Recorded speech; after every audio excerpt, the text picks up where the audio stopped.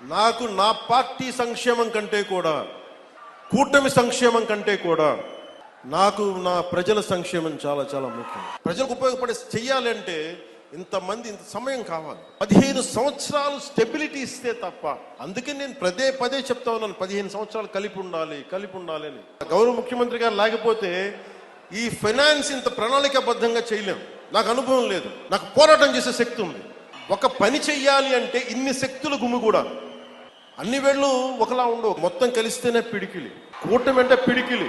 నాకు గౌరవ ముఖ్యమంత్రి చంద్రబాబు నాయుడు గారికి కానీ, భారతీయ జనతా పార్టీ నాయకులకు కానీ, నరేంద్ర మోదీ గారికి కానీ చాలా బలమైన అవగాహన ఉంది, పరస్పర గౌరవం ఉంది. సమస్యలు వస్తాయి, ఒక్కోసారి ఇబ్బందులు ఉంటాయి.